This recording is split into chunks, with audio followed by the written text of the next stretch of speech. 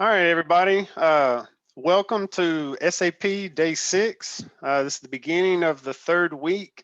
This is the last online week. So we have 3 days of presentations and potential exposure to new concepts and topics.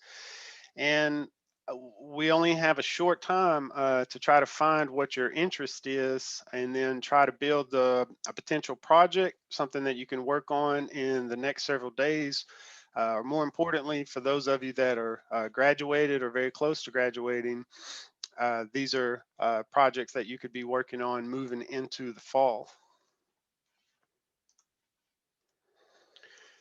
So on the schedule today, you all should have received that last night. I normally send that out first thing in the morning, and sorry I didn't do that this morning, but I had a lot of stuff to do, so I sent it last night. So I hope nobody was really counting on that reminder.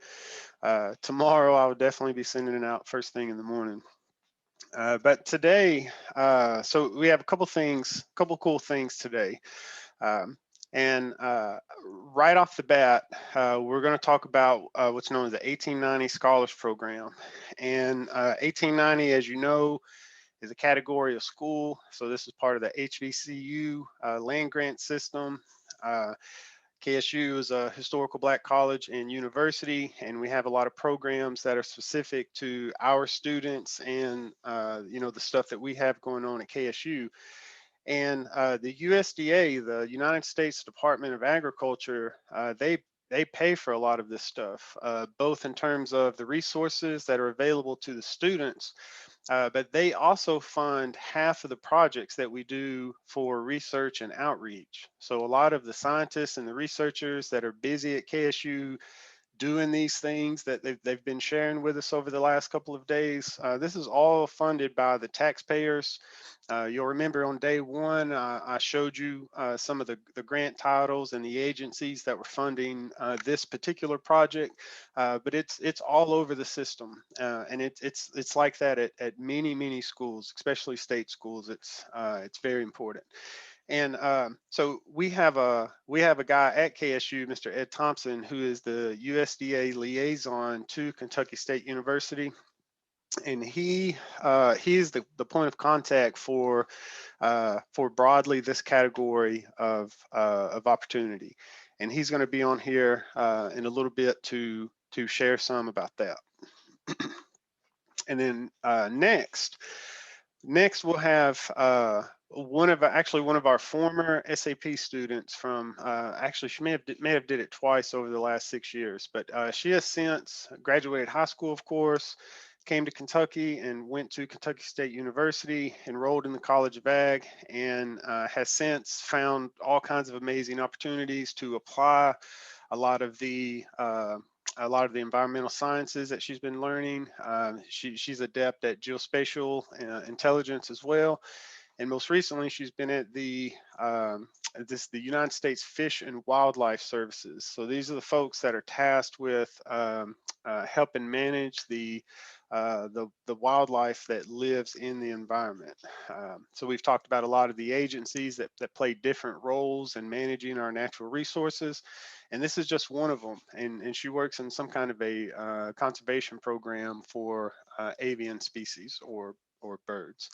And she's going to come on and talk about her experience a little bit. And this is a really wonderful experience, as all the student talks have been. But hopefully this gives you a good example and a potential pathway. You can do basically exactly what she's done, and she's going to talk about how that worked for her. And then to close out the AM session, we have one of our professors from physics in the School of STEM, Dr. Dharma Katawada, and he's gonna he's pre-recorded a presentation that talks about some of the math and the physics behind this phenomena or set of phenomena in nature, where synchronization happens. You hear a lot about harmonic balances and how there's energies that connect everything. Well, this stuff is very much true, and for a lot of it, there's math that describes it. And there's a quick little two example videos that I'll show, just to show you what this kind of synchronization is that we're talking about. And it's really powerful stuff because armies have torn down bridges simply by walking across them. Just recently, there was a real expensive pedestrian bridge that opened up in London, and as the people walked across it, because of this, these I forget what they call them, linearity frequencies. But anyway, it basically shook itself to pieces, so he's going to describe some of that. And uh, considering that just recently, like, a big building fell down in Miami, and a big bridge in Memphis, for example, nearly fell down because it broke, and it always has to do with wear and tear. And over time, especially as a structure starts to get older, these frequencies become real important because it has to do with the vibration, at its resting load. Uh, so anyway, he's going to talk some about that. And then in the afternoon, we really got to get down to business uh, on the projects. So today, I really need from everybody, I need to have an idea of where you see yourselves in terms of doing one of these projects if you want to do a project. It's not necessary as part of the program. You showing up, is really the most that we can ask. But if you're interested in learning this stuff long term, there's just no other way to learn it than to do it and experience it. So, and that's the whole point of the program. That's the apprenticeship part of the program, so to get experience and to get practice. um, so I have several that I kind of have in the bag based on my discussion so far with the previous presenters and with the few discussions I've had with the folks that have already kind of chosen projects. And this list is not exhaustive. So we can infinitely add more stuff, but it has to be worked out between me and the student. So if you're not interested, this is what I have. If you are interested, let's have a discussion about it and see what we can make happen. And then to close the day out, we're going to get our hands on some data. So I have some. We talk about a lot of STEM and science and counting and measuring stuff, but remember, we do it at the end of the day because of the people, right? It's about helping solve problems. And today we're gonna review the urban heat island, and then we're gonna talk about how that impacts uh, the social aspect of things. Okay, so I'll just pause real quick. Does anybody have any questions or concerns? The project stuff's real important, and coming back for the PM slide, we're gonna get on that. All right. So I see Miss Graham has got on. I need to check and see if Mr. Thompson happened to get on yet. He did not yet. That's okay. He's a busy guy. I'm sure he'll be on here just any minute. So since Miss Graham is on, we can go ahead and move to the next section of the schedule. Miss Graham, you want to unmute yourself and come on and say hi? And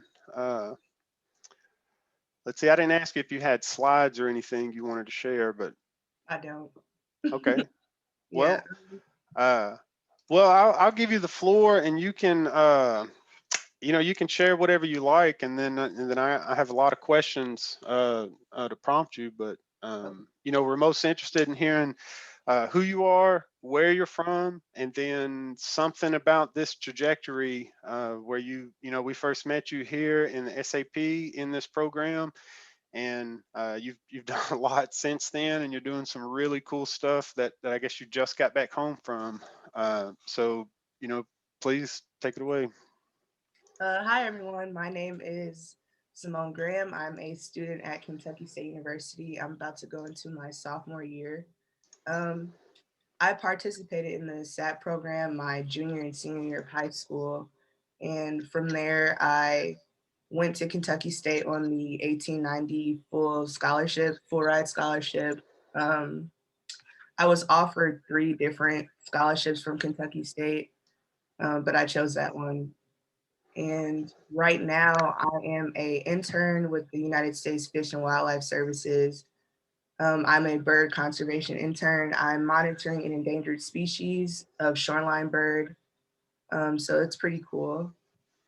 So with the SAP program, I my first year I focused on GIS studies, and then my second year I studied entomology with one of the entomologists at Kentucky State. And these experiences are like really important. They open you up to a lot of different opportunities and things that you may or may not be interested in. It's always good to try out different things. Through the SAP program, I also met a lot of different people that I'm still in contact with today when it comes to like finding more scholarships or job opportunities or anything like that. So it's a really good program to do some networking through. Um, the internship I'm with right now, I actually got by literally emailing the person in charge and asking her if she had any opportunities for the summer. And at first she didn't, but then she got back to me and said that because I reached out to her, I stuck out from everyone else and she gave me the internship without any interviews. Um, she just really liked that I emailed her my resume, cover letter, and just was very pleasant how I asked if she had any opportunities. Um, so yeah, just it's really important to network and just try to talk to as many people as you can and make good connections with people and enjoy these experiences like the SAT program. Yeah, good. Thank you for that. How did you because you're from Illinois, right? Mhm. And how did you find yourself at KSU doing the SAP program? And then second on that, what were you or did the program help you like learn some new stuff, maybe that you didn't know you were interested in yet Oh, already? for sure. Well, for the first question, my mom, she's been signing me up for STEM programs since I was like 9, 10 years old. So every summer I'd be away at a STEM camp or doing some type of program. Um, so this was one that really stuck out to us because I've always been interested in environmental studies and agriculture and things like that. Um, and yeah, with the SAT program, like I had no idea what GIS was, like mapping and things like that, but I really wanted to try it. And that really opened up like my curiosity for it. And then my second year when I did it, I definitely wasn't interested in bugs and insects and stuff like that, but I for some reason just jumped into the entomology project, which I really wanted to try. And now I'm like really excited for my entomology courses and stuff like that. So it really did like show me a lot of different things that I had no idea or interest about. Yeah, share with us what entomology is, The and study then of even tell us a little bit about how that project went during the SAP with Miss Karen out there. Yeah, entomology is the study of insects, and I was out on the research farm with one of the entomologists, Karen, at Kentucky State, and we were studying um, the spotted wing Drosophila, which is kind of like a species of fruit fly, and we were studying whether or not native perennials kind of attracted the species that could eat the fly and like kind of get it out of Kentucky, or whether or not it did that. And what I did when I was there, we set up these like bug traps, and I would take the bug traps and kind of see what um what insects landed on there that could potentially get rid of the fruit fly. So I was doing a lot of things under the microscope and just kind of picking at bugs and kind of taking them apart, seeing what they were. A lot of insect identification. It was pretty cool.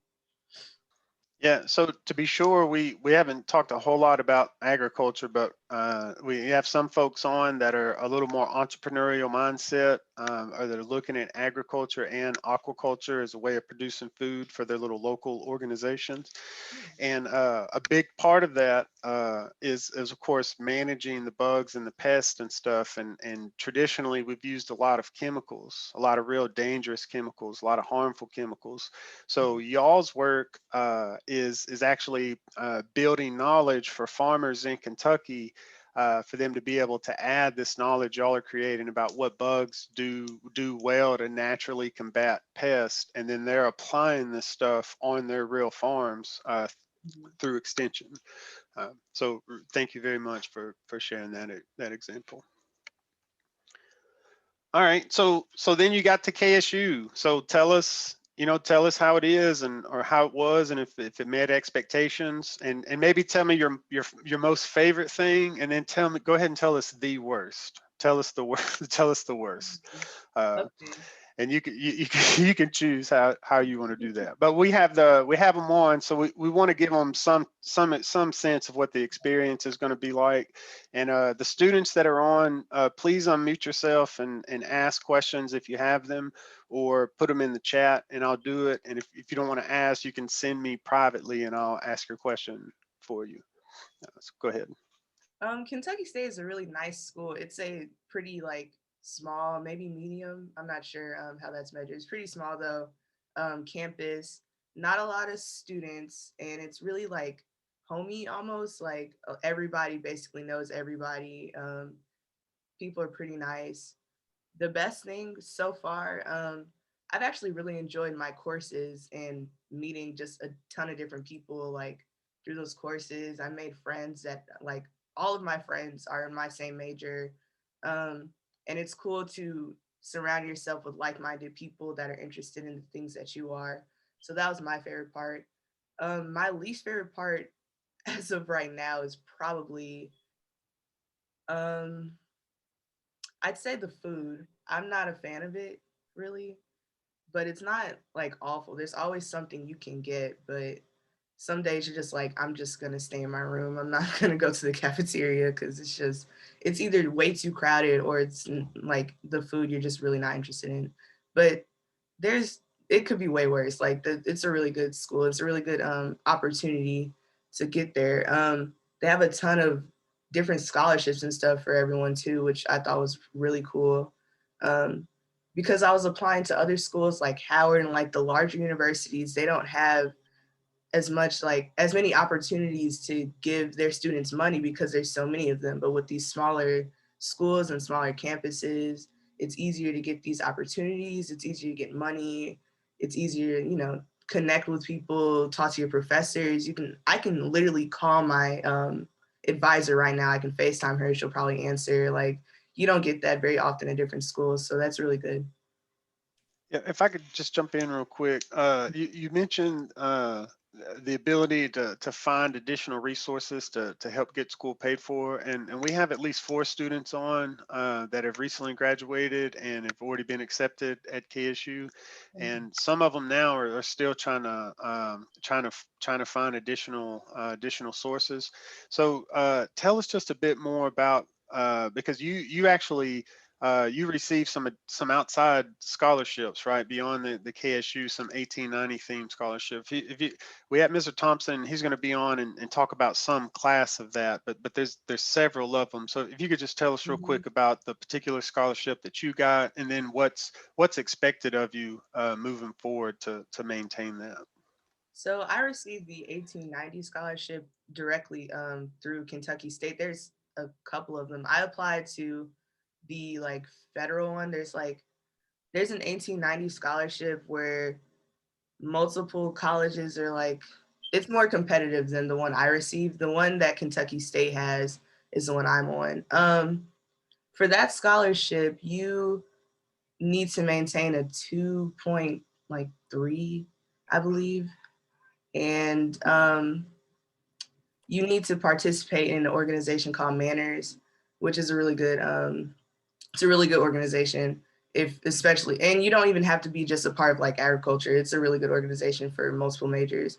Um, I believe it's mainly the GPA and then participating in Manners, and you have to be a major in natural sciences or something related to that. So Can you share with us about manners? We don't have anybody on oh, representing okay. them this time. Oh, sorry, hold on. Yeah, I ask about manners because she's right. One of the most important parts here is kind of the student organization stuff, and manners is really the most popular and most sophisticated one. So tell us more about what that is. Well, right now, since we've been online, we haven't been able to do too much. We've had like our online meetings which is they're also pretty cool. We're just kind of right now in the our first year in the development of like different fundraisers and stuff we want to do for when we are in person.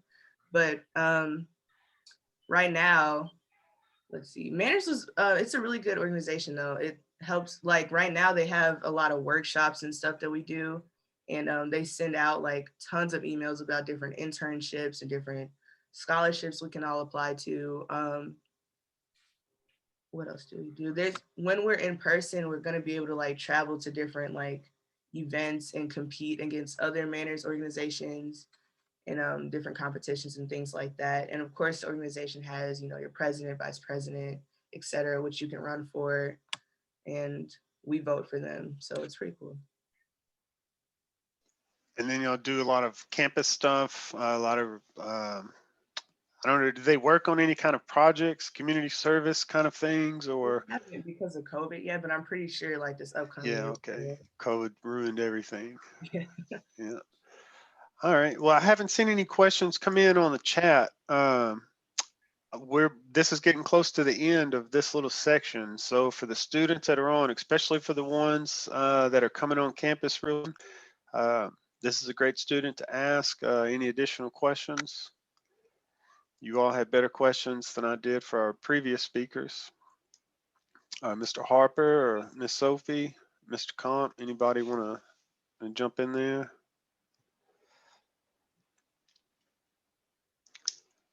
All right. Well, so tell us real quick then how so you did your first intern for the beginning of the summer, I guess. I'm still, yeah, it's here in Chicago, so I'm still doing it.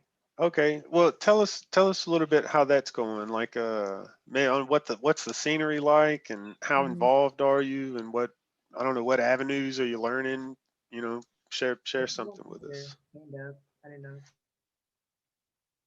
they had a question. Okay, well, I'll just go ahead. Yeah, so right now my internship, um, so like I said, we're monitoring an endangered species of bird, which is called the piping plover.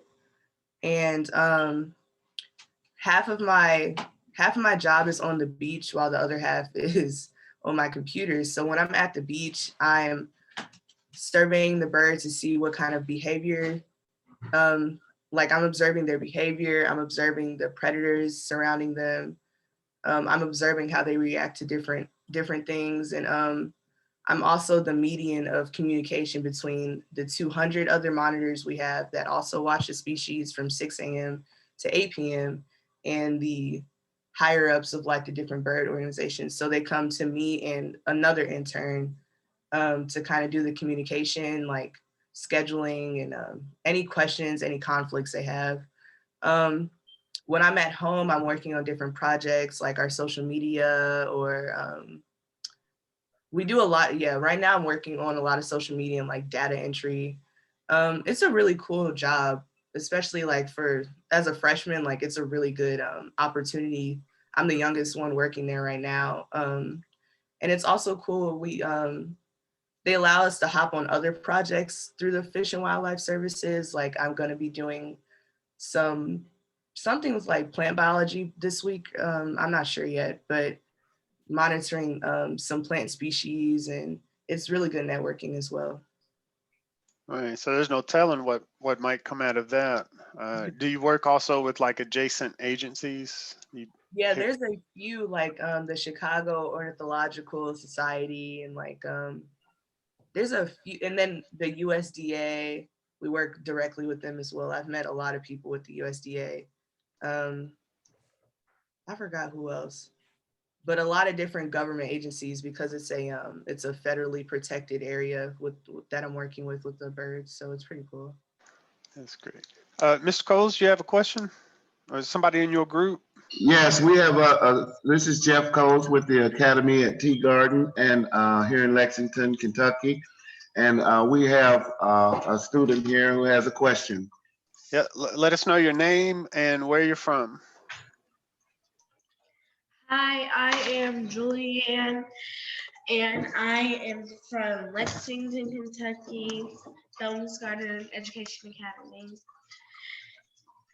And my question is,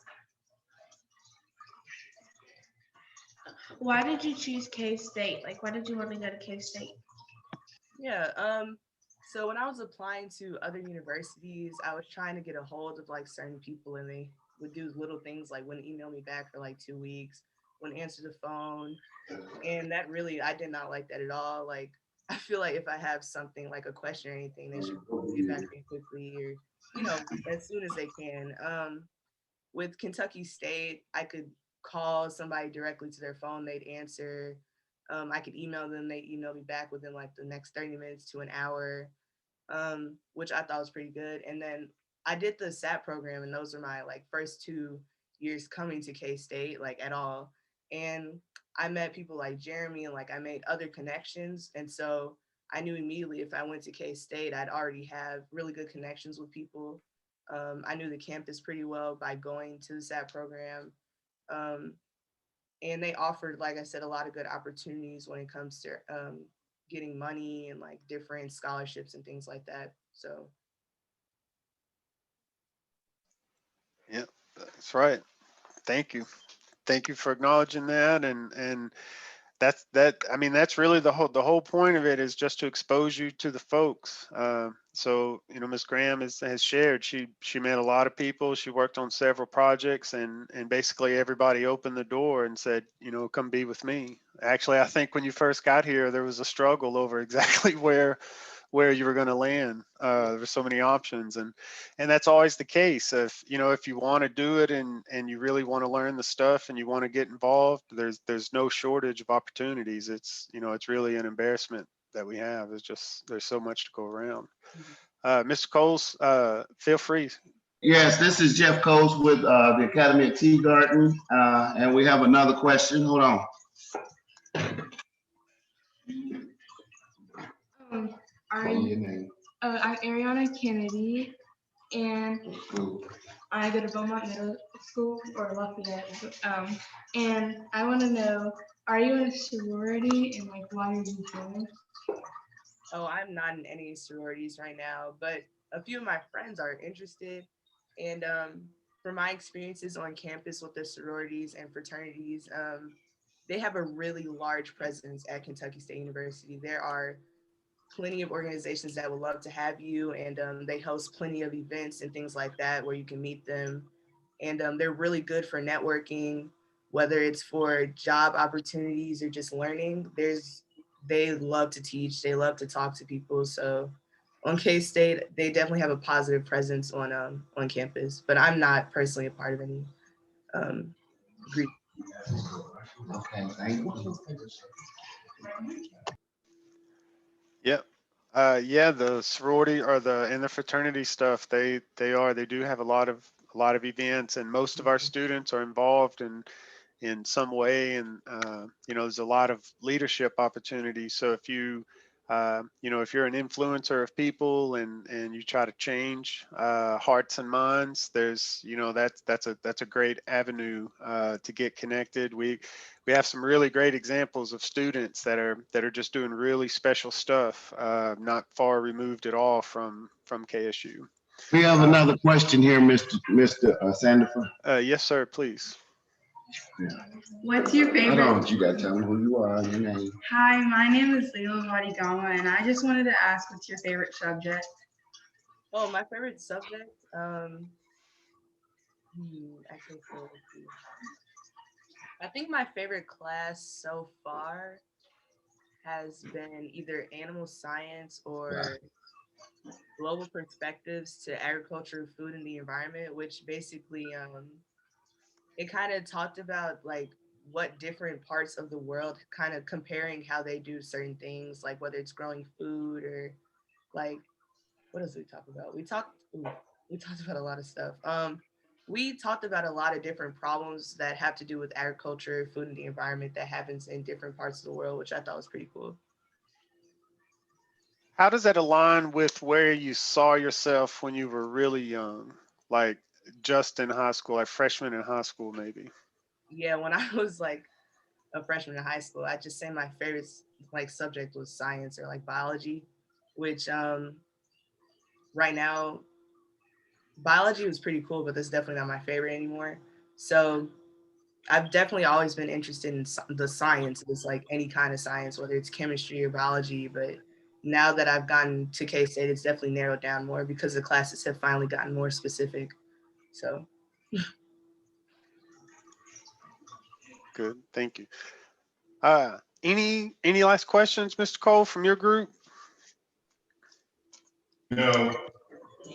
All right, well, thank you all, you three or four there for jumping in and asking questions. Any of the Shawnee folks or Jeffersontown High School, none of you folks have questions?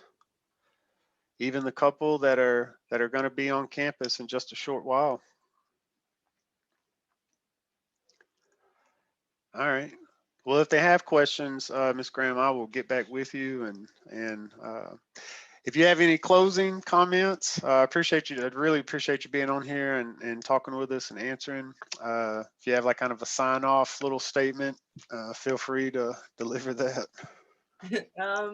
honestly, it's just really important to meet as many people as possible when doing programs like this, or trying to figure out what school you want to go to or what programs you want to join. Just make sure you talk to whoever like you feel you need to talk to, and just through them meet more people and just keep doing that. And also, if you're not on LinkedIn, get on that immediately because there are tons of people to meet and different opportunities through there. So All right. Well, last call for questions. 1, 2, 3. Ms. Graham, thank you very much. Really appreciate it. thank you. Yeah, you are free to jump off whenever you like, and we'll be in contact real soon and talk to you again. Thank you so much. All right, no problem.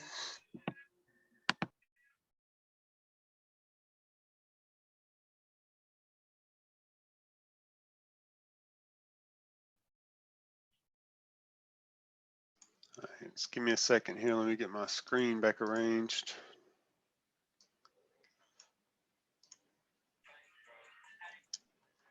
All right, I don't see Mr. Thompson on, so he must have ran into some troubles today.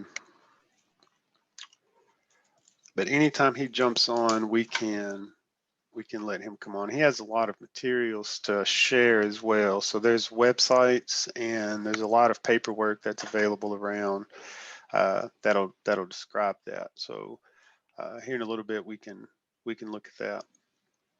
So let's just look back at the schedule real quick.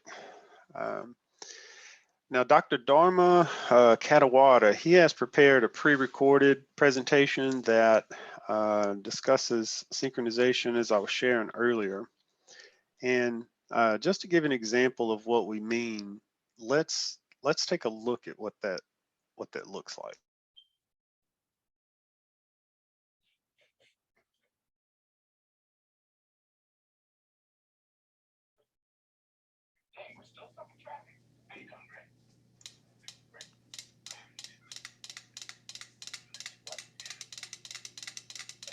So these are metronomes. These are musical devices that are used to help keep time. And the idea here is that they've both been set into a random motion. And clearly they were all running at different beats and different times and started at different moments. But they're connected through a physical structure. All the elements of them, they're all linked. So what do you see happening over time? They're starting to go in the same way. Yeah, they're slowly starting to synchronize. And this is mechanical stuff here, okay? But this begins to speak to laws about how things interact and, have to interact in the universe. Let's look at one more. Let's look at one more.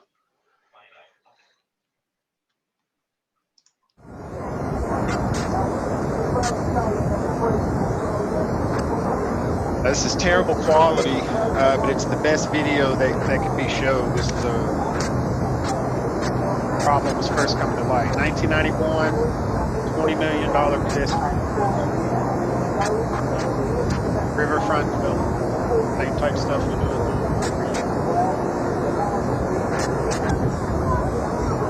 So obviously the structure is moving, but look at the people. Everybody's just walking, different sizes, different speeds.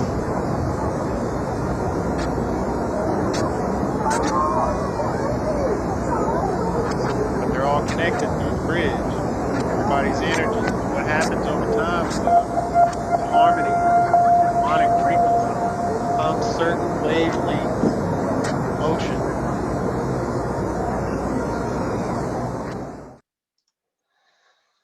There's lots of other examples where this happens. When you're in a room and somebody gives a presentation, you know, everybody starts to clap, and at first it's, you know, it's all off, but then in just 1 or 2 seconds, you know, it's synchronized together. So Dr. Dharma here, he's prepared only a 30-minute presentation, and we're going to go ahead and move this up in the schedule and do this one quickly. So before we begin, does anybody have any questions? So a lot of in the STEM school, you know, they study the very foundational rules of how, you know, nature interacts with itself. And of course, since these are rules, they later spill out into consequence, and it's useful in describing how things happen over time.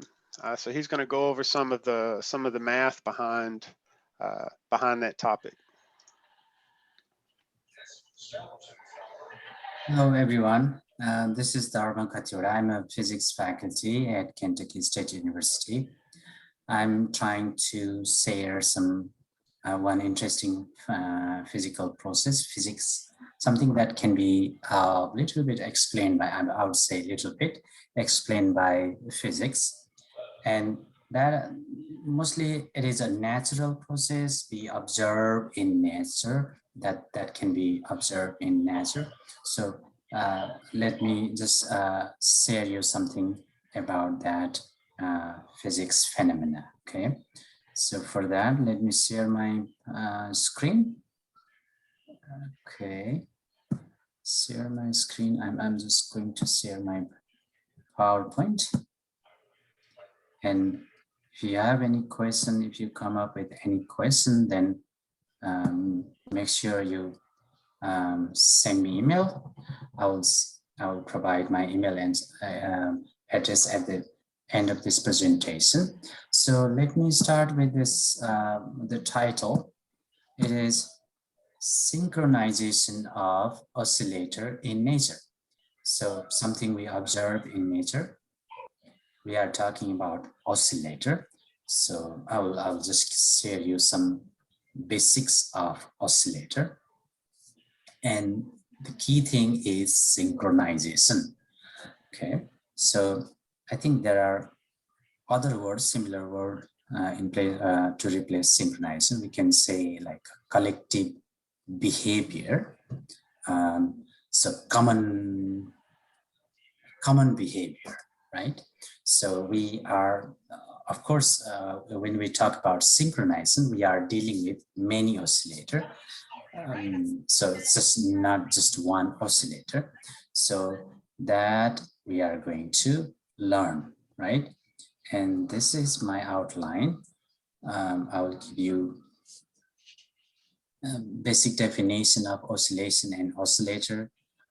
Then we'll just touch phase oscillator. And these keyword, oscillator, basic physics of oscillation and phase oscillator, these words should be enough to describe synchronization phenomena. And we'll also try to see if there is any mathematical model that can explain synchronize. Okay. Now let me go to another slide. So this synchronize, we don't know its clear picture yet. So I'm going to elaborate synchronization, but we observe this phenomena in our real life. There are like a biological system that exhibits synchronization, like collective behavior. We do observe this thing in chemistry and some experiment in physics. Also in social system, that's very interesting. And there are so many mathematical model currently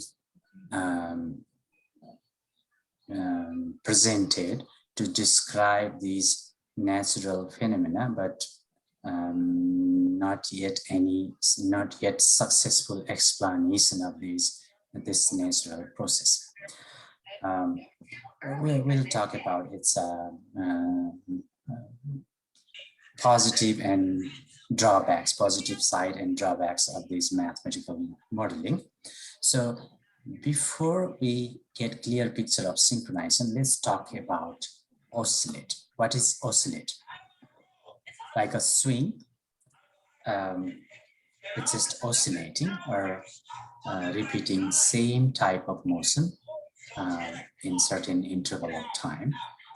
If you are familiar with, if you have seen pendulum clock moving to and fro motion, so that type of motion can be considered as a good example of oscillate. So pendulum is called oscillator and the motion is called oscillatory motion. So it is periodic motion, repeating motion. Okay. So let's just, I need to introduce this idea of phase. If you are not comfortable with word phase, then you can simply say angle. Okay. And I need to bring a connection between angle and frequency. We'll talk about that maybe after a couple of slides. Well, let me just share a web page here, definition of something related to oscillate. Let me play this video.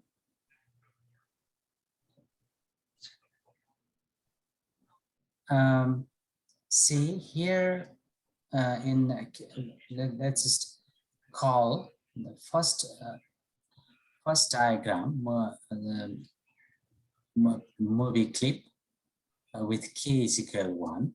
See these dots are moving randomly. They are not controlled by each other. In second case, some of them moving collectively together, some of them not. In third case, they are perfectly moving in synchrony. And this is what we call synchronization. But right now, my intention is to feel you comfortable about angle. So angle made by this oscillator somehow depend on the frequency. Okay, so how often they rotate, that is called frequency. So the angle is related to frequency, and for now, just for now, we can simply stick with this plain definition. So theta we normally use as to represent angle, and omega, or if you can also call W, this is a symbol of frequency. Angle is related to, there is a dot, means angle over time. How is angle changing? So if something is moving in a circle, like oscillatory, how is angle changing over time? That is represented by theta, and there is a dot. Okay. So if you are not familiar with calculus, then just feel like angle changing over time is equal to frequency. So how is angle changing over time?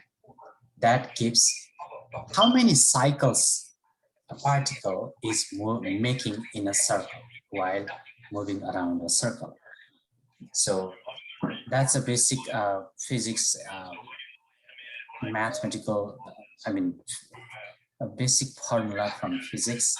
And we are going to use this idea here to explain it mathematically. Okay, so what is synchronize? That's the key thing to gain idea. Synchronization is, okay, so let me share you a video at first here. Let me share this video, clapping audience.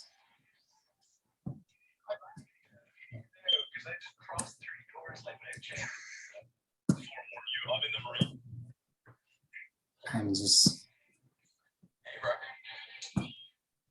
going to play here. Hey, bitch. Hell, bro. What? Fuck. Calm your stupid ass down, bro. I'm trying to ask how your day was. My day was good, bro. Shit, I know it's a pretty easy to find task, but on the other hand, I do think that I think I'm also sharing sound. Hey, gang, I don't know. I'm just saying. All right, bro. All right, So bro. it's just like a clapping experiment. Somebody telling audience to start clap. Okay. So what happens? Let's just try to feel it. it's sufficiently simple that you all get it. Maybe I can start. Just first one to start clapping. Okay, now synchronize.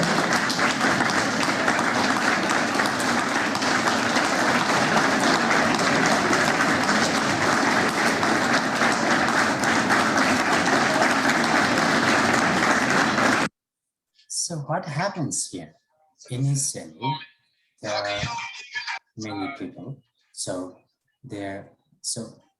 when I use word oscillator, means it does not need to be like a pendulum. It can be any periodic event that is occurring at equal interval of time. So these audience, then these people they started clapping.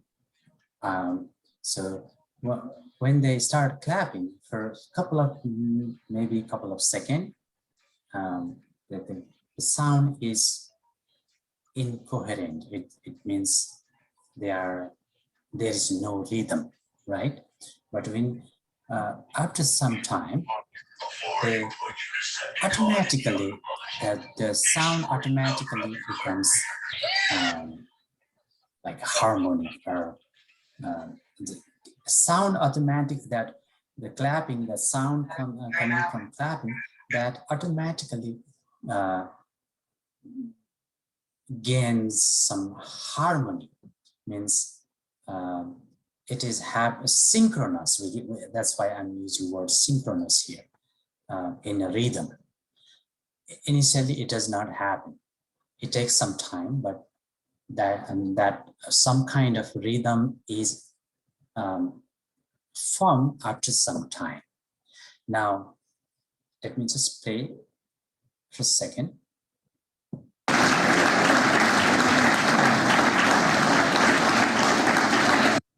Now there is a synchrony, there is a harmony. So everybody is clapping collectively. No one is there to tell them, now clap, now stop. There is no one. Once they start, yes, there is some mismatch at the beginning, but it gains some rhythm after some time. And this is called synchronization. And it's not due to any forces, any command. Nobody is telling us to start clapping, stop. Nobody is telling. Once we start from the beginning, right? So this is one example of synchronization. Now, what is exactly synchronized? Now, based on that observation, we can probably draw some conclusion. So it is called, systematically, we can understand synchronization like this. Adjustment of rhythm of oscillating object, means the person who is doing clapping, due to their weak interaction with each other. So they somehow, individual people, somehow they manage to they manage to keep the clapping synchronous with each other, but it's not due to any central command. Nobody is telling us to do in every second. No. So it is like self-organization process. So I already mentioned this word. There is no any central force. Nobody is telling us to start clapping, stop clapping. No. And we are dealing with many oscillator, means many people are involved there. So when we talk about synchronization, we are not just focusing on few of them. We are trying to see collective behavior, right? Clapping audience, one good example of synchronization that can be observed in nature. Naturally, that can be demonstrated. And there are other interesting examples, synchronously flashing group of fireflies. I'll try to elaborate this thing in next slide. And birds in a flock, that is also a synchronized behavior. And even like this is interesting, it's a biological thing. Even the menstrual cycle of women are also becomes synchronized. Like let's say two female are staying in a home. That's this cycle, this phenomena is purely biological thing. It's not just happening due to the interaction between two persons. No, it's just a spontaneous thing.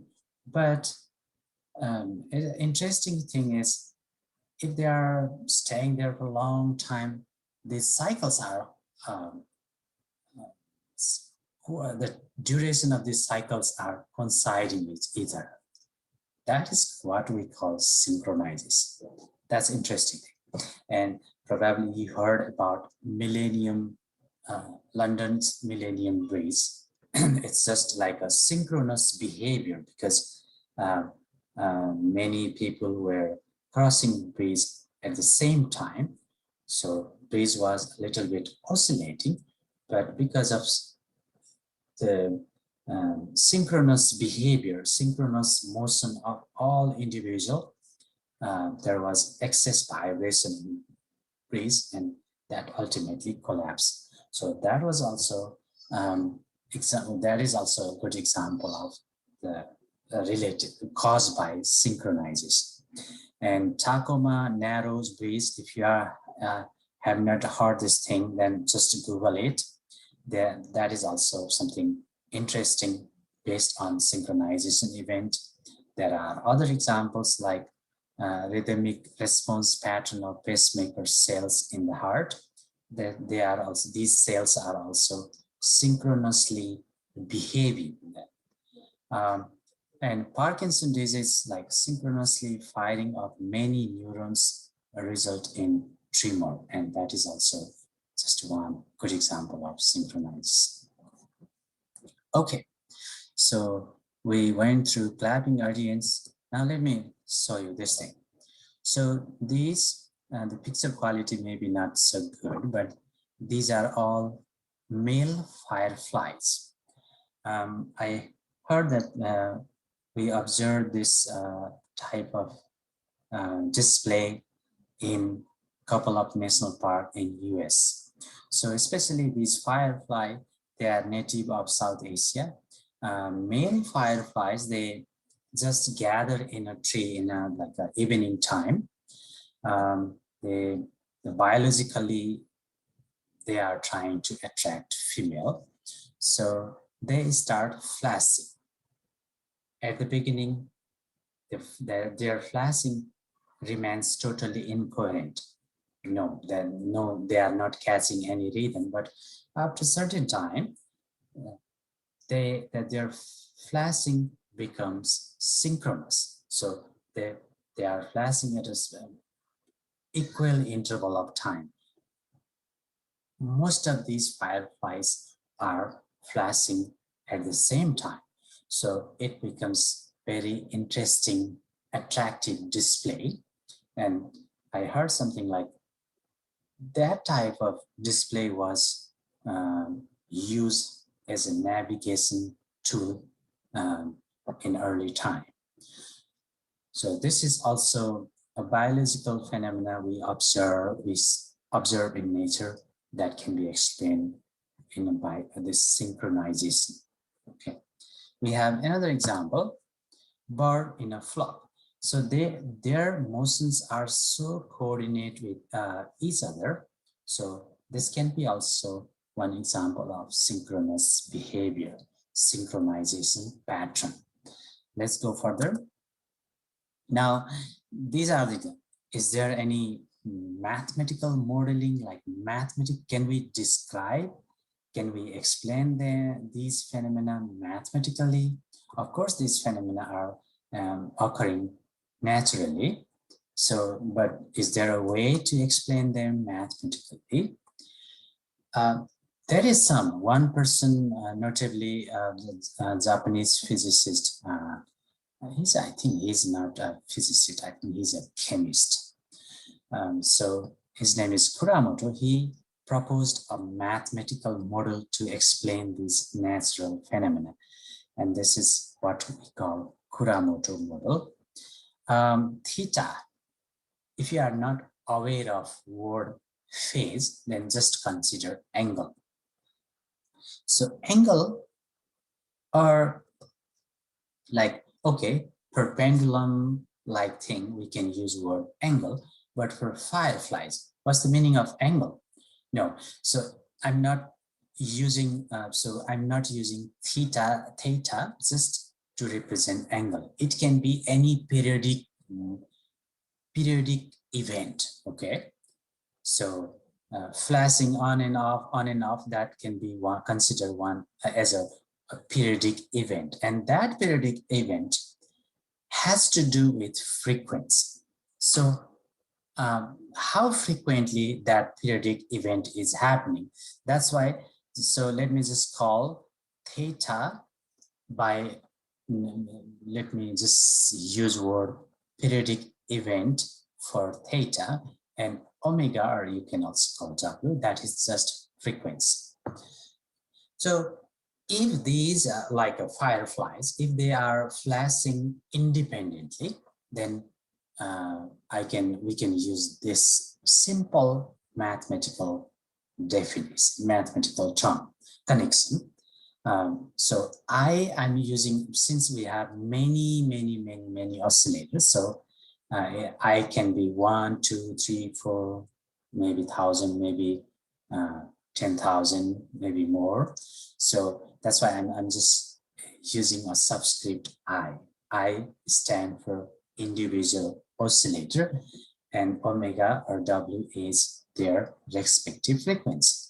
So if these fireflies are flashing independently, let's say, then they are just, so their flashing event, their individual flashing event is just related to their own frequency, no connection with other fireflies. So for that situation, we can use this simple relation. But this person, Kuramoto, is emphasizing that there is some kind of coupling, now interaction, let's call. So we are, let's say two oscillators are like two fireflies are flashing light.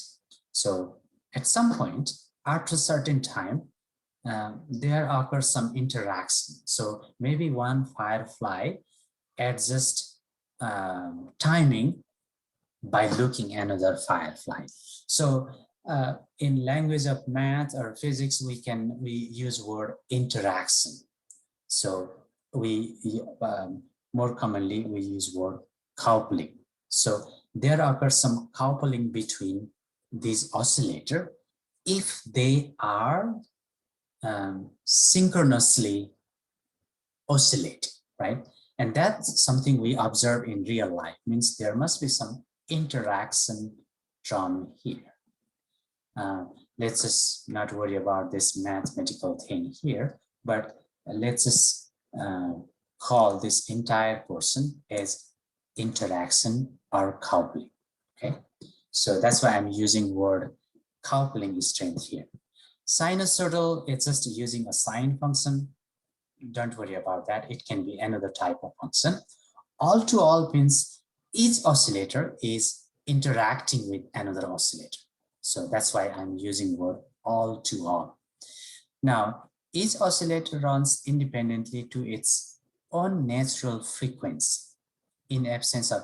So if there is no interaction between these oscillators, then we don't expect them to have something like this. No, because they are independent.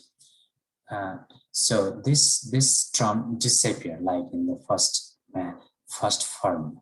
Okay, so this is one way of so the scientist, the chemist actually, Kuramoto tried to explain this synchronization process by using this formula, but there were some limitations. Yes, I can just share you a couple of limitations. Like this mathematical model can be solved if we consider n very large, and that is not realistic because when we talk about, let's talk about fireflies, right? They are limited in number. They are not like in large. Of course, they are in large number, but that is something we can count, or we commonly use word finite. They have fixed number, so the number of oscillator can't be infinitely large. So there are other limitations too, but that is something we can skip for now. And if we, so I just, when I did some mathematical modeling, I was just using 32 oscillator. You can ignore this entire thing, what is going on, not a problem. But the key thing is when I try to plot, its picture is quite subtle in this y value is that y is actually, it is theta. So theta versus time, how angle is changing over the time. So how these firefly, for example, changing their flashing event over the time. And you say, so some of them, so I'm just labeling these oscillator by unique color. So it looks like some of them are making a close pattern. So they are, so upper part is displaying some common behavior, and lower part at the same time, some of the oscillator are also displaying a common behavior, right? So this is what we call synchronization. They have different independent, they are rotating independently, but the overall motion is some kind of like a group work, right? Collective work. So this is, we can, so if this graph may not perfectly describe this natural event, natural synchronization event, but this gives some, at least some idea that mathematically we can also observe these synchronization pattern. Okay, and that is something I did in my study. Now let me just draw some conclusion of this entire discussion. So oscillators start synchronizing, means showing collective behavior with each other once the coupling between them reaches a certain threshold. So they start interacting with each other. So mathematically, that interaction term we call coupling, that must get some threshold value, like for example, what meaning of threshold, like we pull something, but when we just leave our finger, then it start working, throwing something. Similarly, so they are not interacting, they are not showing the synchronous behavior until interaction between them reaches a value. Once that value reaches, then they start behaving collectively. So if the interaction value is less than the threshold, then they are not going to display such collective behavior. Now, we haven't yet established any mathematical formula that can perfectly describe this natural synchronization event. Physicists and mathematicians, they are working in this field to find a model that can explain this natural phenomena, right? But not yet 100% successful. Various factors are being embedded in original Kuramoto model. So the mathematical relation I was sharing before a couple of slides. It is considered as like a mother mathematical model to describe synchronization phenomena. But when we try to use this mathematical modeling in real life situation like fireflies, clapping, they are not being so useful to describe these things. So there are other physicists and other scientists, they are trying to add other realistic factor in Kuramoto model so that they can come up with best explanation. And that is something they are working on, we are working on. So this is all about synchronization. It is something can be to some extent explained by physics using some basic idea, but it is something we observe in our real lives. So if you are planning to visit Yellowstone National Park, and that is another park, so you can Google like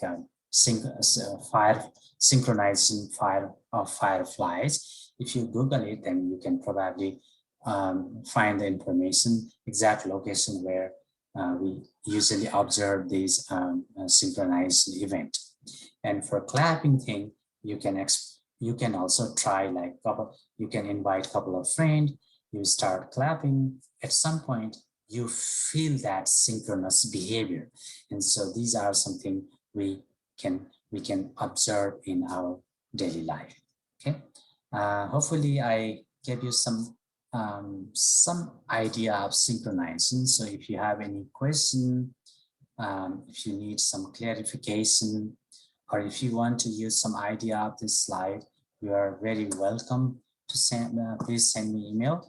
I will be very happy to respond and provide response. Okay. Thank you, everyone.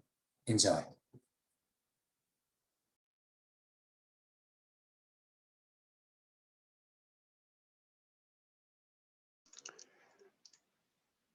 All right, everybody. So I was in the chat as he was discussing some of that stuff. A lot of he was describing a lot of the behavior of data in. He was talking about it in model form, and statistics seeks to do exactly this. Here, hold on, let's see. I think Mr. Harper's face is the one here showing. All right, that's me. Let's see, let's get rid of that.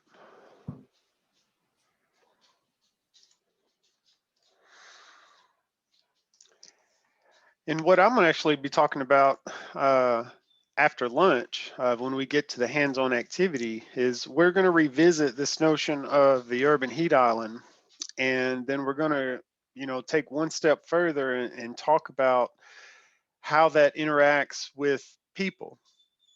And to tie, excuse me, just one second.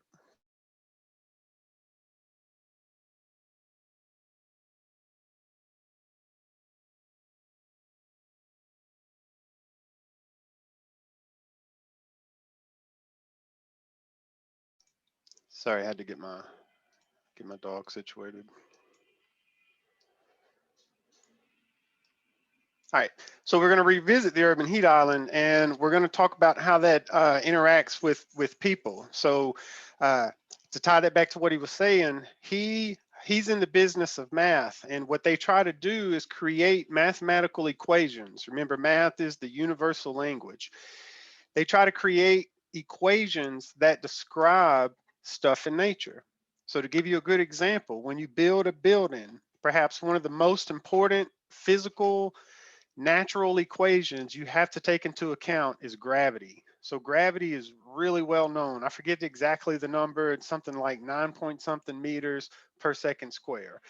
So that means that's the mathematical force that describes the strength that gravity's pulling down on a building. So when they say I'm building 1,000-foot building, how do you know that thing will stand based on how you want to build it? These models describe that.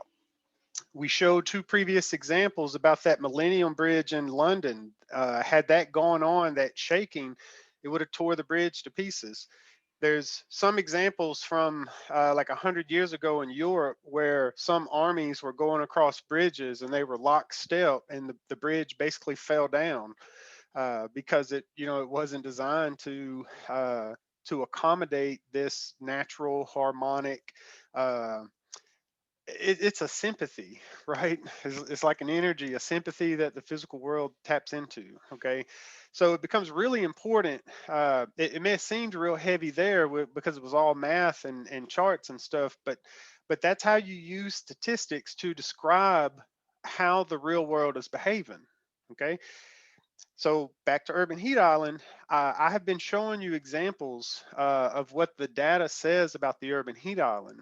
And one project that I'm proposing for someone who wants to do environmental monitoring is to further explore the urban heat island, both the distribution of the problem.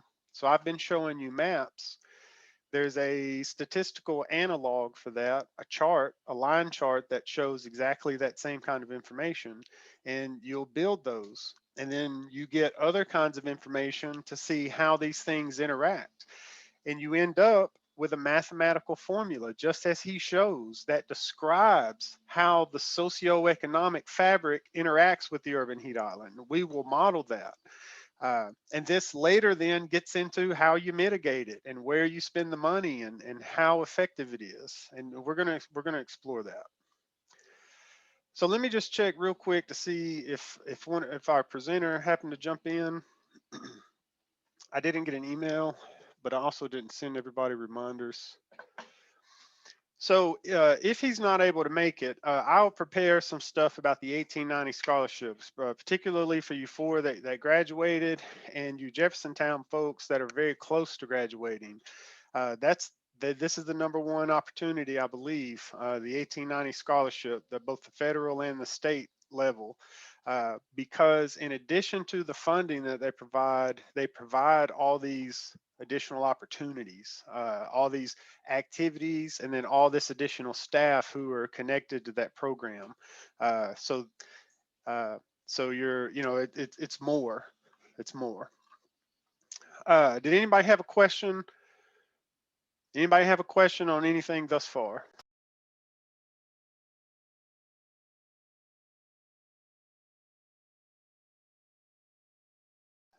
All right. So we are just a tad ahead of schedule. So I was going to open up at 1 o'clock and talk about not really recap the whole week, but just point you to where I've put the recordings, and then we're going to talk. Go ahead and before the lunch break, we're going to talk about this project thing, and then when we come back at 1, I'll open up with this stuff I was just describing. So let's see here. All right, so choosing a project.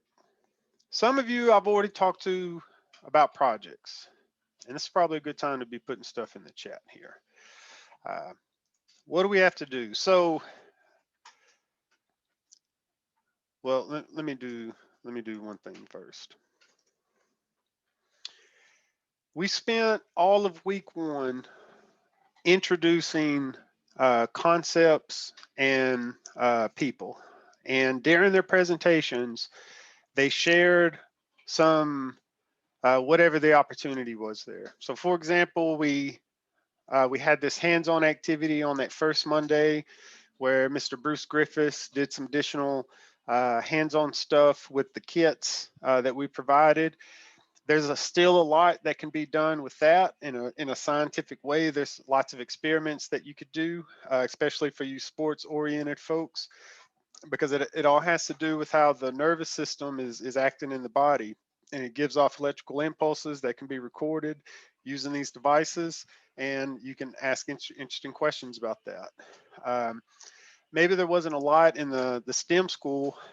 Day 2, we had computer science, okay? And computer science actually brings us to our first opportunity, all right? And in computer science, the theme has come up is gaming and simulation, all right? So they shared a lot of different computer science stuff, both some foundational programming stuff, and then Dr. Wise actually shared some of the security and hacking world. Remember, he gave this long discussion about the various kinds of hackers and the kinds of activities that they're into. And, you know, security is like the #1 concern right now in the computer and the modeling world. And everything we do is with computers, and its safety is all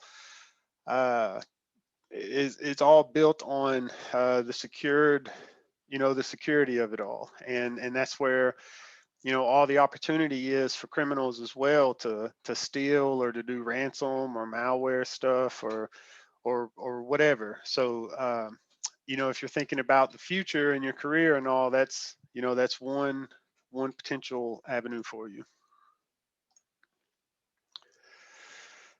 So this morning I sent you the link to the playlist, and if you want to revisit any of the days, you can check the schedules that I sent you for the individual days and then rewatch some of that. And then, you know, we can talk about it more thoroughly.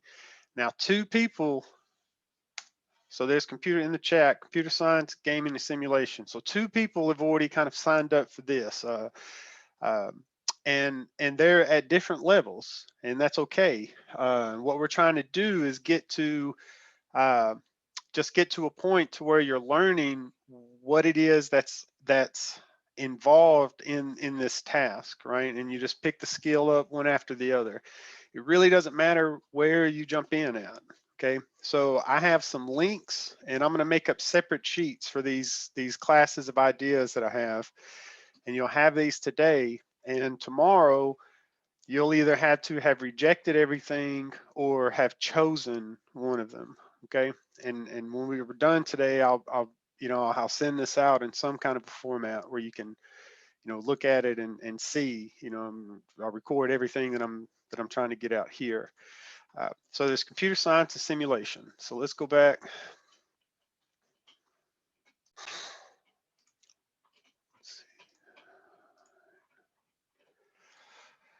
All right, and then I have Mars 2020 parachute design.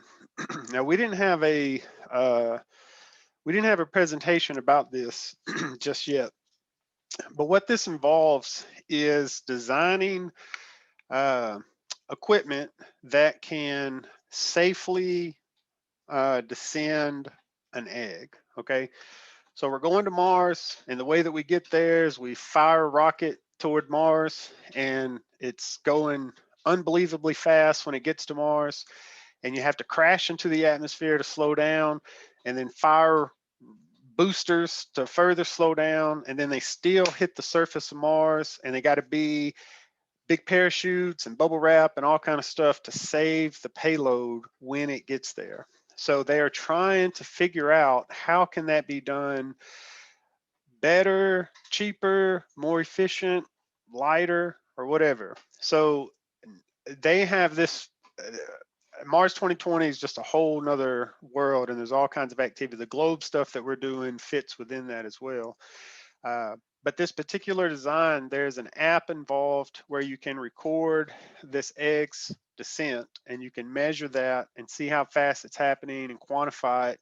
And then you try different designs of parachute to see what the impact is. So imagine you made a parachute out of paper, see what its impact is, and then you made the same parachute, but this time you use like garbage bag plastic and you see what its effect is. And they'll certainly be different because they have different properties in terms of how they'll interact with the air as the thing is falling.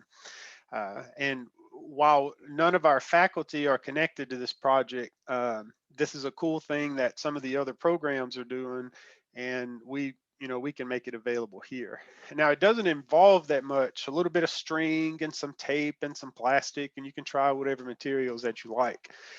If you need help getting materials together, if you're a craft person and this, sounds pretty cool, it's got technology and craft and experimentation. So it may seem like a real easy, cheesy kind of little project. And on one hand, it kind of is, but that's, most good experiments are very simple and cut and dry. And it's so that it's pure and it's easy to see the impact of each variable that you change. And in this case, the variable being changed is the parachute design, either the shape or the material or the length or just whatever you could change about the parachute, right? So that's a thing. I need to put that in the chat real quick. Though you'll see them on your schedule. That's the NASA Egg Challenge. And it's really, it could be a fun one. All right. Next up, we got aquaponics. Aquaponics, there are two different options. If you go back to the playlist, remember we had Miss Janelle Hager come on and she shared, and some of her research assistants shared. And aquaculture is all about producing food and putting animals and plants in the same place. All right. So if you want to do that, I have two options. I don't know if you can see that really well, but what this is a shelf top aquaponic system. Fish tank in the bottom. A fish tank has this image that has like a koi or a goldfish or something. And in the top, you have a tray of vegetables or some kind of, here, maybe it's herbs or something, I'm not sure, but it could be any plant, right? And the idea is that there's no soil here, and you normally get nutrients and stuff out of the soil, right? But in this case, you only have water that is contaminated or polluted with fish poop and fish pee, right? But if you break that down chemically, that's actually nitrogen and phosphorus and some other important stuff that the plant needs, right? So instead of the fish having to die and decay and a lot of time pass or whatever, the idea in this aquaponic system is that the fish waste is circulated into the plants. The plants then use that nutrient to grow. So this shelf system is basically the system built, and then the idea of the project, you would put a fish in there, put some plants in there, and then you would quantify many aspects of that. So there's a couple questions, right? Depending on the crop that you have, how much nutrient do I need, for example, right? Second, my fish, how much waste might it be producing to then be available to the plant, right? So it's fish dependent, it's plant dependent, and then you need a process for measuring it, right? This would in many ways be a water quality kind of assessment. So we would, in a scientific way, we would monitor and document the water quality over time. And that data would transfer or allow us to translate in or to estimate, the available nutrients, right? And if there's not enough, they have a product, right, where you can spike the water and make it nutrient enough if your fish aren't producing enough poop and pee, right? but maybe you just got to put a couple more fish in there to increase the flow or whatever. Anyway, this is a simple, small, you see how small it is, and it's meant to just, you know, to be very easy. Now, the other option with that is, and I don't have a picture of it to show real readily, I'll have it after lunch. You can build one of those systems that are larger, okay? Here, I tell you what, let me hunt that picture down. Let me hunt that picture down.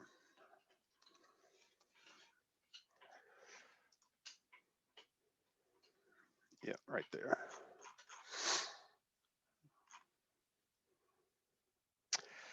That's not exactly it. These were the earlier versions that we have, but these are systems that are built a little further. It's in principle, it's the same. It's just the scale can go infinitely big. Okay, so just using your imagination, you're going basically from this. If you look at my face window here, this little set-top box, and this can be scaled up. Now we have equipment. It's not aquariums here. It's actually plastic tubs, but the containers are much larger. So you could put big fish in there, big plants, and you could forever string these things. If you had a bunch of nasty fish in there that are just you know, just messing all over the place, that simply means you need a large area to manage that. So maybe you would have a bunch of these top areas. Again, this would all be dependent on the little rules and the models, right? What does the data say about how much waste a fish produces? What are the generalities and stuff? So you approach this in a real scientific way to think about if these things are even possible. So what is the ultimate dream? If you're at an organization, you could build a system that would scale up to feed the people at your organization. Notice where this is at. This is at a school. This is in somebody's little science place, and they are definitely eating this salad. There's other schools like Henry County High School, for example. They have a big thing out back behind their school, a big high tunnel, and it's just full of these kinds of projects. And the dream always is farm to table, right? Farm to table. It's very hard to get all the products you need right here in Kentucky, right? And it makes sense to get your food from as close to you as possible so that you don't have all this excess fossil fuels and moving stuff around. How great would it be to be able to produce a lot of the food on site? Now, I'm not promising this project is going to feed anybody, but it starts right here or in building this project as this picture shows. And I'll have a picture this afternoon of the exact build that we have, because we have an example that's been put together already. So you have two options there, okay?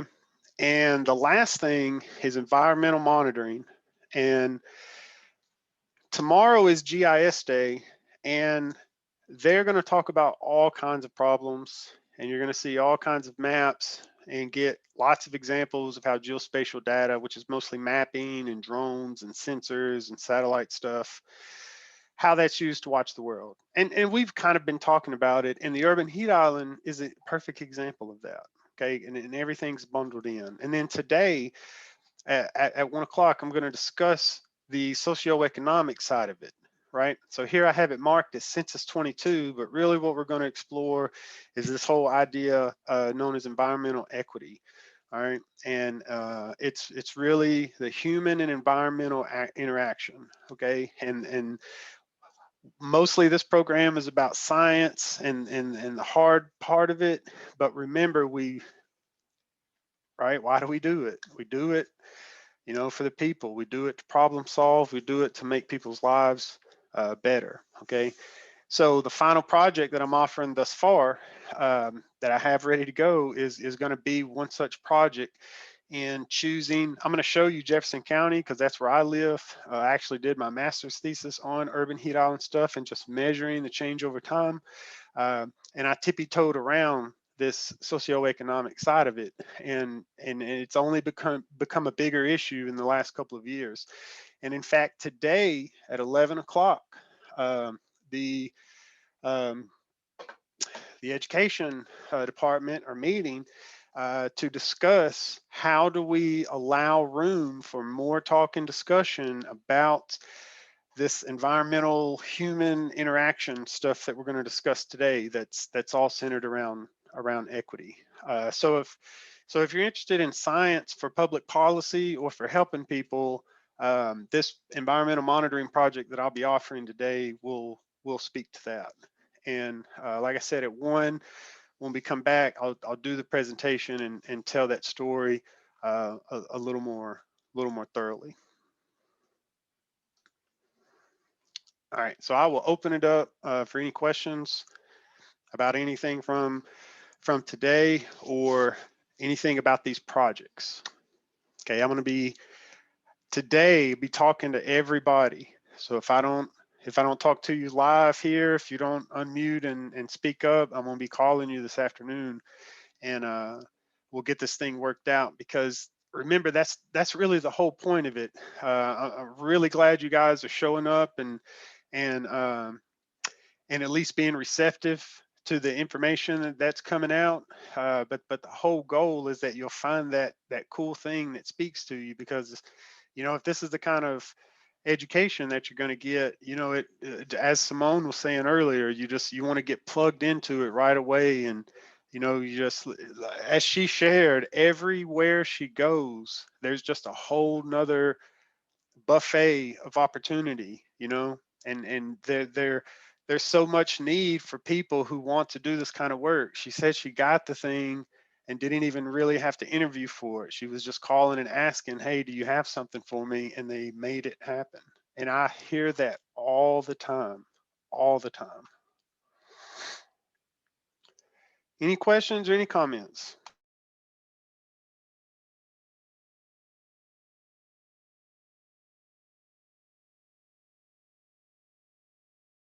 Okay.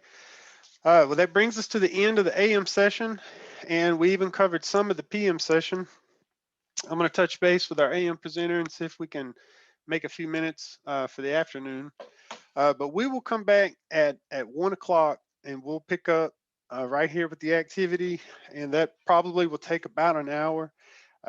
So we should finish up probably 30 minutes early or so. And that'll be another opportunity to discuss projects more thoroughly. And if we don't, then this afternoon you'll be expecting to hear from me. So thank you all very much. Thank you very much for being here, and I'll see you back at 1 o'clock. Thank you.